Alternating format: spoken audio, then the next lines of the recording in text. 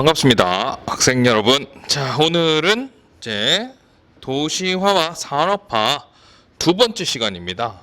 두 번째, 산업화와 도시화에 따른 문제점과 해결 방안에 대해서 보도록 하겠습니다. 그래서 첫 번째로 문제점에 대해서 볼 거고, 그에 따른 해결 방안 이렇게 살펴보도록 하겠습니다. 자, 먼저 문제점. 자, 문제점을 선생님이 종류를 4개, 5개로 구분을 해서 갖고 왔는데요.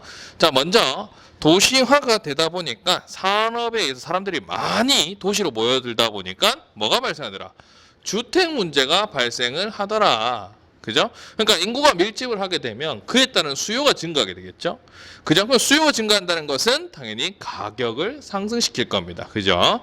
그러면서 이제 점점 비싸지면은 우리의 삶의 질이 오히려 떨어질 수가 있죠. 왜? 비싼 집에 우리가 살기 어려우니까. 그죠? 그래서 여기에 지금 보면 지금 서울의 한강변에 있는 이 스카이라인 보세요. 아파트들로 해서 이 고층 아파트들이 이렇게 아주 많이 지어졌음에도 불구하고 아파트들이 너무 비싸죠. 그죠? 그래서 요즘에 좀 사회적 문제가 되고 있습니다. 그죠?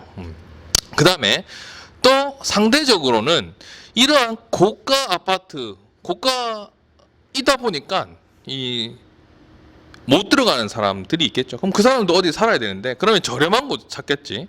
근데 그 저렴한 곳은 대다수가 뭐더라? 불량 주택 지역이 많더라라는 거죠. 우리가 이제 미국에서 보면 할렘이라고 불리는 그런 이제 슬럼가라고 표현을 하죠. 슬럼 지역. 그러한 지역이 형성되더라 라는 겁니다. 그러니까 이게 밀려서 가는 거죠. 내가 저 비싼 지역에는 못 들어가니까. 그죠? 그리고 또 가려고 하면 또 비싸. 그러니까 자꾸 밀려나게 되면서 이제 불량 주거 지역에 사람들이 모이게 됩니다. 그래서 여기는 지금 어떤 개발도상국의 불량 주택 지구를 보여주는 사진인데, 우리나라는 아닙니다만, 이런 이제 철판으로 되어 있는 지붕. 그죠? 그리고 집들이 막 따닥따닥 붙어 있는 모습들이 이렇게 보이고 있습니다. 그죠? 그래서 여러분들 슬럼은 그냥 슬럼이라고 검색해 보면 그와 관련된 이런 유사한 사진들이 되게 많이 나옵니다. 그러면 여기는 이제 이 환경적으로 좋지 못하는 거죠. 주거 환경으로서는. 그죠? 그래서 이러한 지역이 문제가 된다. 그 다음에 또 두 번째, 교통 문제가 발생하더라. 뭐 교통량이 많아지다. 아무래도 사람이 많으니까 차도 많고 그러다 보니까 혼잡하죠. 그리고 또 교통시설이 부족하더라. 뭐 대표적으로 보면은 주차난이 있죠. 그죠? 보면은 우리 익숙하죠. 우리나라의 골목 보게 되면 양쪽으로 주차장이 공용 주차장이 별로 없다 보니까 이런 식으로 양쪽으로 주차를 하다 보니 이 오가고자 하는 이 도로가 어떻게 됩니까? 일방통행을 이렇게 지금 일방통행이 되고 있습니다. 그죠? 그래서 이런 것들은 좀 문제가 되더라.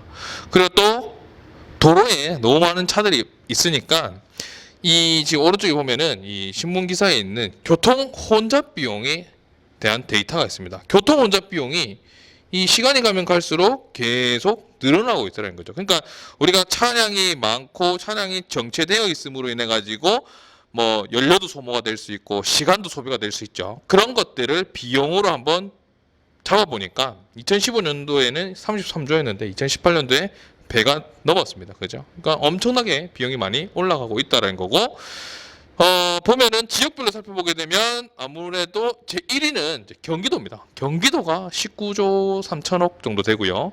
서울이 13조 되고, 그 다음에 부산, 대구, 인천과 같은 이러한 대도시들이 비용이 많이 발생을 하고 있다. 물론 나머지도 비용이 1조가 넘어가는 비용이 발생을 하고 있습니다.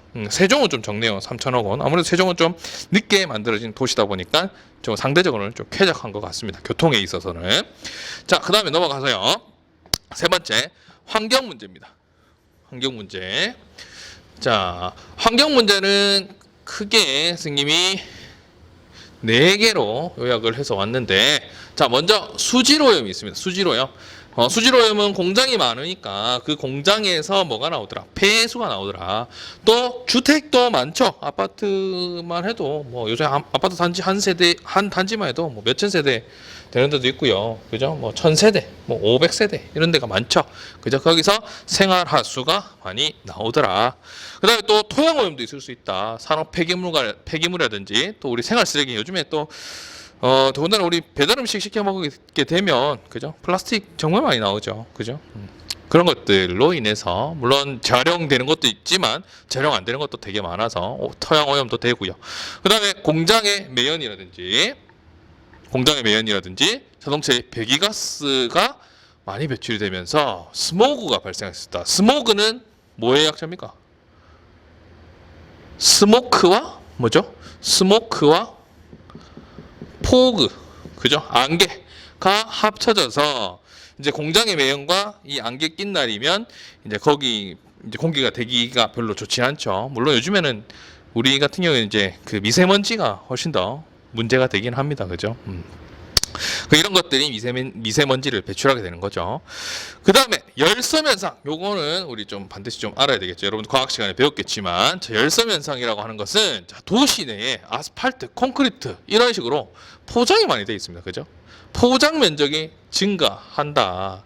그러면 일반적으로 그냥 운동장 같은 그냥 흙 땅이라면 뭡니까? 태양 에너지가 들어오면 그게 반사가 되게 많이 되죠. 근데 이 아스팔트나 이런 것들은 이 태양 에너지를 뭐 하고 있더라? 다 흡수하고 있더라는 겁니다. 그죠? 그래서 열이 많이 나더라. 또 인공열, 뭐 자동차에서 나온 열도 있지만 우리 에어컨 켜게 되면 밖에 팬을 돌리게 되면 이제 열이 많이 방출되죠. 그다음에 또 고층 빌딩이 많더라. 그럼 그 안에는 에어컨도 많이 들어가 있을 거고, 그다음에 또 요즘에 고층 빌딩 또 외관을 좀 예쁘게 하려고 보면은 외관에 이제 유리로 만드는 데가 있죠. 그죠? 유리로 만드는 게 있으면 이런 것들이 그대로 이 땅으로 그 열기가 계속적으로 이제 전해지고 있는 거죠. 그죠? 그렇기 때문에 자, 열섬이라고 하는 것은 이 도시가 이렇게 빽빽하게 있으니까 도시의 기온이 그러니까 이게 도시죠. 그다음에 이게 교외 지역이라고 하면 상대적으로 나무만 있는 교외 지역은 뭐 빛반사라든지 이런 것들이 훨씬 더 많이 일어나기 때문에 도시의 기온이 상대적으로 더 높은 현상이다. 그래서 위에서 보면은 섬처럼 그렇게 나타난다라고 해서 우리가 열섬 현상이라고 얘기하죠.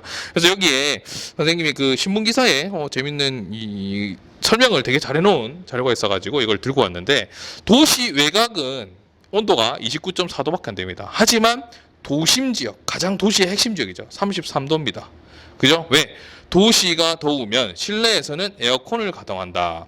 공장 빌딩 자동차에서는 나오는 이 매연이 열섬 현상을 일으키게 된다라고 되어 있습니다. 그죠? 그 다음에 또 도심의 빌딩에 의한 열은 도심의 밤을 뜨겁게 한다라고 되어 있고요. 그다음 여기도 도심 주거지에 보면은 어두운 색의 도로와 아스팔트 주차장은 열을 보유한다. 그러니까 이런 것들이 열을 높이는 현상이 되는 거죠. 그죠? 그다음에 또 상업지역 여기 보면 불투수면, 물이 통과하지 못하는 면이죠. 그러니까 아스팔트는 물이 통과 못하잖아.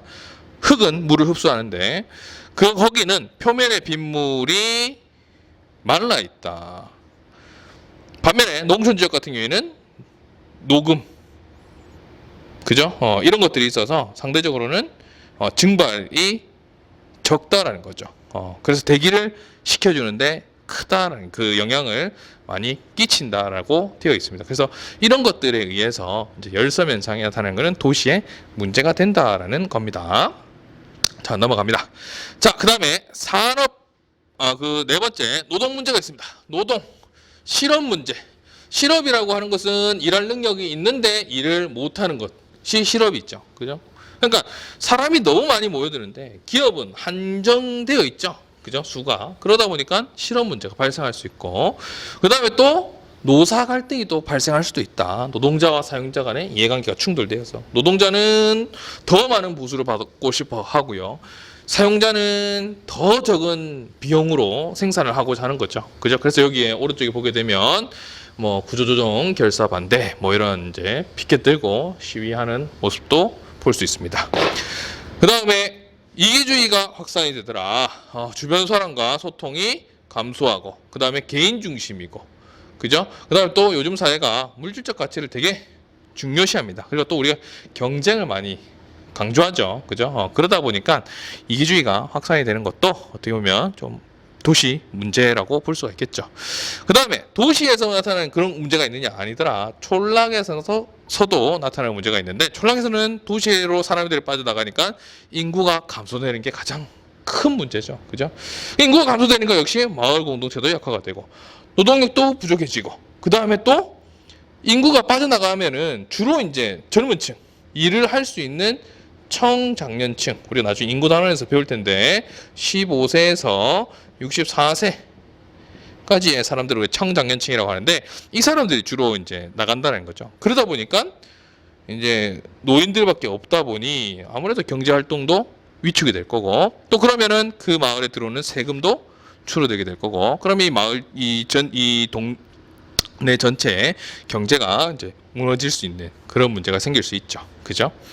자, 그래서 이러한 문제점을 해결할 수 있는 방안이 있냐? 자, 보면은 선생님이 크게 사회적 차원과 개인적 차원으로 구분을 해서 정리를 했습니다. 자, 먼저 사회적 차원에서는 주택 공급이 필요하다. 주택 부족 문제 해결하기 위해서는 주택 공급이 필요하고 도시개발 사업을 해야 된다. 그래서 낙후된 지역에서는 생활 환경을 개선을 해서 사람들이 편리한 생활을 할 수 있도록 만들어줘야 되고, 그 다음에 마을 공동체를 형성을 해서 이 사람들이 조금 이제 모일 수 있는 그런 구조를 좀 만들어야 된다라는 거죠.